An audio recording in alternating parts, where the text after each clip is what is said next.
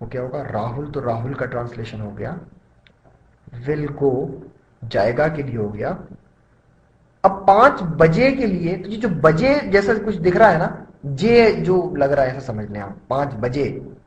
ये 5 बजे इस शाम को का इक्विवेलेंट है। जैसे शाम को बताता है कि शाम को जाएगा, वैसे 5 बजे बताता है कि 5 बजे जाएगा। तो शाम को के लिए तो हम इन द इवनिंग का इस्तेमाल कर रहे हैं, इसको के लिए तो हम इन का इस्तेमाल कर रहे हैं। ये एक पोस्ट पोजिशन है, संबंध बोधक है, जिसका ट्रांसलेशन इन होता है। प्रीपोजिशन, प्रीपोजिशन पोस्ट पोजिशन अच्छे से देखिएगा। राहुल 5 बजे जाएगा के लिए इस बजे के लिए आप इस्तेमाल करते हैं एट। तो जब भी एक फिक्स्ड निश्चित समय होता है ना एक, तब हम तब हमको यहां पर कोई अलग से वो नहीं दिख रहा है संबंध बोधक, लेकिन जो बजे है ना, यही अपने अंदर एक संबंध बोधक को साथ में रखता है। को की जगह आप समझ लीजिए जे लिखा हुआ है, वो उसके लिए हम ऐड का इस्तेमाल करते हैं। ये बड़ा कंफ्यूजिंग होता है। वैसे ही खेलने जाएंगे, हिंदी में तो हम ये बोलेंगे तो सेंस करता है, बट इंग्लिश में जब भी कहीं जाने की बात होती है और वो जाने वाली जो जगह है वो अगर एक संज्ञा है, खेलने, इसको आप वर्ब मत समझिएगा, ये क्रिया नहीं है, ये इन्फिनेटिव है। जो क्रिया जैसा शब्द है लेकिन काम करता है संज्ञा का, किसी संज्ञा क्या थी, या तो वो कभी कर्ता बन जाएगी या कर्म बन जाएगी। मतलब या तो वो एक्शन करेगी वाक्य में, या फिर वो एक्शन का भार झेलेगी। जो भी हम काम करेंगे उसका भार उसके ऊपर आएगा। यहां पे क्रिया ये जाएंगे है, ठीक है, ये क्रिया नहीं है। So they will go to play, तो टू प्ले जो है ये इन्फिनेटिव है, खेलने के लिए हम इस्तेमाल कर रहे हैं। तो खैर, खेलने या खेलना जैसे शब्द जब भी आएगा ना, मतलब क्रिया ना या ने, क्रिया ना या क्रिया ने अगर कहीं पे भी आएगा ना, तो आपको टू प्ले का इस्तेमाल करना ही करना है। इसको ऐसे भी याद कर सकते हैं या फिर टू डेस्टिनेशन वाली चीज से भी याद कर सकते हैं। खैर यहां पर तो इन्फिनेटिव वाला फंडा चलेगा, ये वाला फंडा यहां नहीं चलेगा। सो इन्फिनेटिव वाला फंडा ये होता है, इन्फिनेटिव होता है two plus base form of verb, जिसका हिंदी में जो अर्थ होगा वो ऐसा कुछ होगा, क्रिया नाम। इन शब्दों का इस्तेमाल जो है संज्ञा जैसे होता है। इन्फिनेटिव देख लें, अच्छा रहेगा। तो खैर हम वापस इस पे आते हैं। सो आप देखेंगे आई के साथ हमने शैल का इस्तेमाल किया है, बाकी सारे सेंटेंसेस में हमने विल का इस्तेमाल किया है, चाहे वो सिंगुलर हो या प्लूरल हो। ये प्लूरल है, ये सिंगुलर है। विल गो, गो क्या है, base form of go. Right क्या है, बेस फॉर्म ऑफ राइट। तो हर जगह हमने क्रिया जो है, हमारा जो वर्ब जो है वो बेस फॉर्म या फर्स्ट फॉर्म में है, उसके साथ हमने हमेशा विल का इस्तेमाल किया है। आई के साथ हमने शेल का इस्तेमाल किया है। ये शेल और विल में कब किसके साथ इस्तेमाल होगा, इसको हम अलग से कवर करेंगे, अभी नहीं जाएंगे डिटेल्स में। मोस्टली आप देखोगे आई के साथ शेल दिखेगा और बाकी और चीजों के साथ आपको हमेशा विल दिखा करेगा। अभी यहीं तक सीमित रखिए आप अपने आप को, इसको हम फ्यूचर टेंस, इस जब टेंस के को खत्म करेंगे तो एंड में हम कवर कर लेंगे। अभी फोकस हम अपने इस पे रखते हैं, क्रिया मूल एगा एगी। तो बेसिकली मैंने गलत लिखा था, जाएंगे, इट शुड बी ए। सो ये और ये अगर हैं साथ में, तो ये आप देखेंगे फिर से एक शब्द बन जाएगा। ये हमने संधि करा रखी है, ठीक है ना। सो इसका translation will shell plus first form of verb होगा। सो देखिए आप कंफ्यूज भी होंगे कि ये संधियां होती हैं, जैसे जाना या जा प्लस एगा की संधि क्या होगी। तो आप क्या कीजिए ना, कंफ्यूज मत होइएगा। आप कोई संधि वगैरह नहीं भी देखोगे तो इस तरह का फॉर्म अगर दिखेगा ना, गा एंड होते हुए, लिखेगी, जाएगा, बनूंगा, तो आप समझ जाइएगा कि वो भविष्य काल में पहुंच गए हैं। आप देखेंगे कभी कभी संधि, हिंदी की संधि भी मुझे तो अब अच्छे से याद नहीं है, बट हिंदी की जो संधि होती है वो भी थोड़ी सी कंफ्यूजिंग होती है। कहीं पे कोई चीज हट जाती है, कहीं पे कोई चीज लग जाती है। तो उसको या तो उस रूल्स को आप रिवाइज कर लीजिएगा, अदरवाइज आप लास्ट चीज को देख लीजिएगा। यहां पर सिंपल सा है, will shell plus first form of verb. आप देखेंगे आई के साथ भी दोनों का इस्तेमाल होगा और दूसरे शब्दों के साथ भी दोनों का इस्तेमाल होगा, लेकिन वो कहां कहां होगा वो हम एंड में कवर कर देंगे। सामान्य भविष्य, ये हम अब बात कर रहे हैं कुछ होने वाला है वाक्यों की। जिसमें हमने दो फॉर्म के बारे में बात की थी आपसे। एक था बी गोइंग टू, एक था बी अबाउट टू। अब सबसे पहले तो आप ये पहचानना इस बी की जगह कौन कौन से शब्द आ रहे हैं, बाकी फिर हम बात देखते हैं। मैं घर खरीदने वाला हूं, I am going to buy a house. Rahul film देखने वाला है, Rahul is going to watch a movie. Is going to आ रहा है, कहीं एम गोइंग टू आ रहा है। It is going to rain, बारिश होने वाली है। सो बारिश होने ये एक इन्फिनेटिव का काम कर रही है। So it is going to rain. So infinitive वाले चैप्टर में देखेंगे आप, जो हमारा ये मेन सब्जेक्ट होता है सेंटेंस का, वो इन्फिनेटिव वाले सेंटेंसेस में कभी कभी आखिरी में चला जाता है। बारिश होना या बारिश होना जो है उसका सीधा ट्रांसलेशन होगा टू रेन। और इट इज जो है, इट जो है ये एक परोक्ष मतलब सीडो सब्जेक्ट बन जाएगा। प्लीज आप इन्फिनेटिव वाला लेक्चर देखो, थोड़ा सा कंफ्यूजिंग है, बट ये सेंटेंस सही है, ये सेंटेंस गलत नहीं है।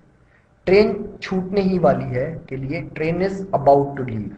देखो आप, इज गोइंग टू था जब देखने वाला है था, लेकिन ही वाली है जैसे ही आया तो चेंज हो गया, गोइंग चेंज हो गया अबाउट में। मेघा जाने ही वाली है, Megha is about to leave. तो मुझे उम्मीद है मैं जब आपको स्ट्रक्चर दिखाऊंगा तो आप याद कर लोगे।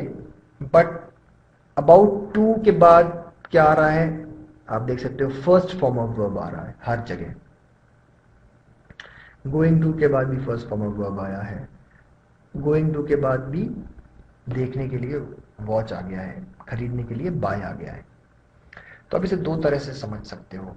ये तो जिस तरह से मैंने बताया है, be going to, be about to, be depend करेगा हम किसकी बात कर रहे हैं। आई आएगा तो एम हो जाएगा, राहुल आया तो इज हो जाएगा। ये अगर भूतकाल में होता, राहुल फिल्म देखने वाला था हो जाता, तब Rahul was going to watch a movie, ऐसे बन सकता था सेंटेंस। यहाँ पे नहीं बन रहा है, ठीक है। तो या तो ऐसे याद कर लीजिएगा, या फिर एक और तरीका है, खरीदने के लिए आप कहो कि ये इन्फिनेटिव आ गया है, खरीदने के लिए क्रियार्थक संज्ञा आ गया है। वॉच, देखने के लिए टू वॉच आ गया है। बारिश होने के लिए टू रेन आ गया है। जाने के लिए टू लीव आ गया है। और ये जो हैं ये सब हमारी सहायक क्रियाएं हैं जो वाला हूं के लिए इस्तेमाल हो रही हैं। वाला हूं, ही वाला हूं, ही वाला है या ही वाली है या ही वाला हूं, उसके लिए इज अबाउट हो रहा है। और विदाउट ही अगर वाला हूं तो गोइंग हो रहा है, इज गोइंग हो रहा है या बी गोइंग हो रहा है या एम गोइंग हो रहा है, व्हाटएवर। जो आई है उसके ऊपर डिपेंड करता है कि यहाँ पे कौन सा हेल्पिंग वर्ब आता है। आई के साथ आप जानते हैं कि हम एम का इस्तेमाल करते हैं। सिंगुलर अगर आपका सिंगुलर सब्जेक्ट है तो इसका इस्तेमाल करते हैं, वो चाहे पुल्लिंग हो या स्त्रीलिंग हो, डजंट मैटर।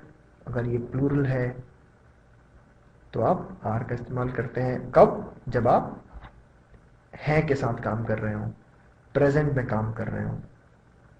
अगर आप पास में चले जाओगे, था के साथ काम करोगे, तो यहाँ पर सिंगुलर के साथ वॉज हो जाएगा, इसके साथ वर हो जाएगा। याद रखना पड़ेगा, है ना।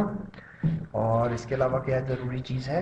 इसके अलावा और कोई जरूरी चीज नहीं है। सो बी के लिए यहाँ पर यही शब्द आ सकते हैं, एम, इज, आर, वॉज, वर। अगर आप पास में हो तो आई के लिए भी आप वॉज का ही इस्तेमाल कर लोगे, ठीक है। सो मैं निकलने ही वाला था, जैसे सेंटेंस हम काफी बोलते हैं। सो आप उसके लिए बोलेंगे मैं निकलने ही वाला था, so I was about to leave. तो वहां पे क्या आ गया? वॉज आ गया। आई वॉज, वाला था इसलिए वॉज आ गया, ठीक है। सो दो तरह से याद कर सकते हो, या तो इन्फिनेटिव तरह से, खरीदने के लिए हम इस्तेमाल करेंगे टू बाय, देखने के लिए हम इस्तेमाल करेंगे टू वॉच, बारिश होना, ये दोनों शब्द साथ में कहलाएंगे एक साथ इन्फिनेटिव में। बारिश होने के लिए हम इस्तेमाल करेंगे टू रेन, छूटने के लिए हम इस्तेमाल करेंगे टू लीव, जाने के लिए भी हम इस्तेमाल कर रहे हैं टू लीव। बाकी इनके लिए हम इस्तेमाल कर रहे हैं कहीं पे गोइंग, इज गोइंग या एम गोइंग या बी गोइंग, इसके लिए अबाउट कर रहे हैं इज अबाउट बी, और या फिर बी अबाउट कह लीजिए शॉर्ट फॉर्म। क्रियार्थक संज्ञा वाला, वाली, वाले, हैं, हूं, क्रियार्थक संज्ञा प्लस ही प्लस वाला वाली वाले प्लस सेम चीज ऊपर जो दी गई है, इसको जो हमने आपको टेबल बनाने को कहा है वहां पे बना लीजिए ये टेबल, ये भी ऐड कर लीजिएगा, वहां पर ये नहीं होगा उन टेबल्स में। Is R M going two plus first form of verb, is R M go about two plus first form of verb. यहाँ पर हमने पास्ट टेंस वाले केसेस नहीं लिए हैं, बट अब आप बना सकते हैं वो केसेस भी, हमने ऊपर बता दिया है।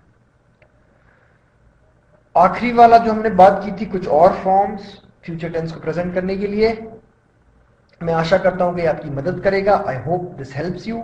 सो आप देखेंगे ये आपकी मदद करेगा।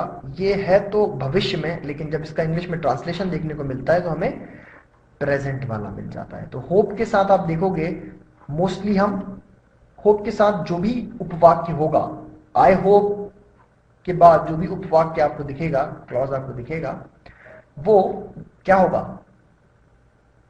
वो आपको प्रेजेंट सिंपल में दिखेगा। तो मैं आशा करता हूं कि ये आपकी मदद करेगा। मेरा रब्ज़ प्रथम आने का है। सो इरादा, I intend to come first this time.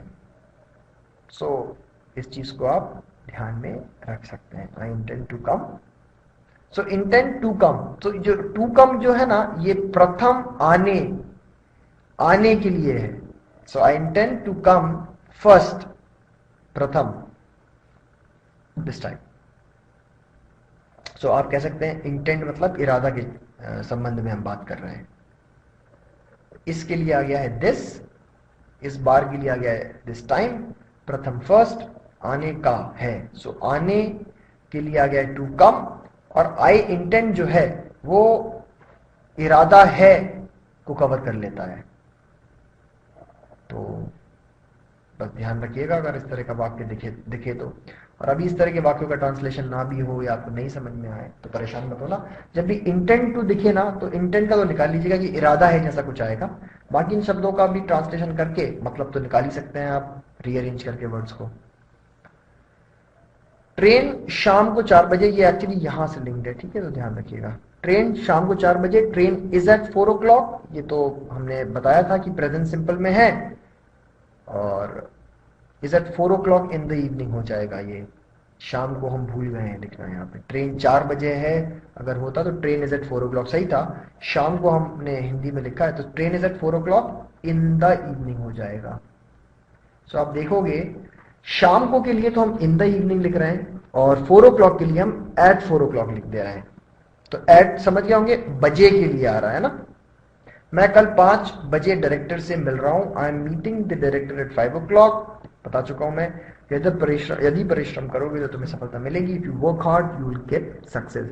ये चीज तो जैसी होनी चाहिए थी फ्यूचर सिंपल में वैसी ही है जो यहां से दिख रही है हमें, लेकिन जो यदि के साथ या अगर के साथ जो हिंदी वाला वाक्य है उसका हम सिंपल में ले जाते हैं। तो सपोज ये फ्यूचर सिंपल में है तो हम प्रेजेंट सिंपल में ले जाएंगे, अगर वो प्रेजेंट सिंपल में है तो हम पास्ट सिंपल में ले जाएंगे। तो एक एक हम पीछे करते जाते हैं, और कंडीशनल क्लॉज वाले में से अच्छे से कवर करेंगे, ध्यान रखिएगा अगर अभी दिखे तो। सो इरादा डॉट डॉट डॉट मतलब आगे भी कुछ है पीछे भी कुछ है।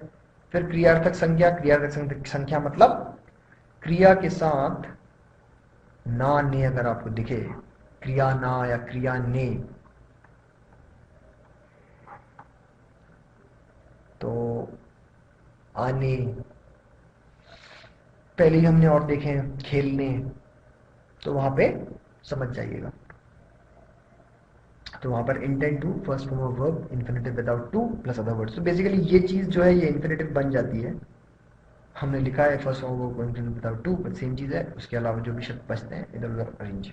सो इसके जो बचे हुए हैं फ्यूचर टेंस में और जो वर्ब फॉर्म्स हैं उनके बारे में हम बाद में बात करेंगे। यहाँ पर ये काफी बड़ा हो गया है फ्यूचर सिंपल, इसको मुझे लगता है अब एक बार और देख लीजिएगा, क्योंकि ये सारे वर्ब फॉर्म्स आपको काफी बार दिखेंगे जो हमने दूसरे वाले बताए हैं, जो टिपिकल टेंसेस में दिखाई पड़ते हैं वो नहीं, जो हमने इस तरह के बताए हैं, इरादा हो गया, होप हो गया, या इस तरह का जो शेड्यूल वाला होता है जो प्रेजेंट सिंपल में प्रेजेंट होता है, या फिर जो कंडीशनल है, उनको थोड़ा ध्यान से देखिएगा। बाकी फ्यूचर टेंस के जो वर्ब फॉर्म्स हैं कॉन्टिन्यूअस और परफेक्ट, हम उन्हें नेक्स्ट लेक्चर में कवर करेंगे। Thank you.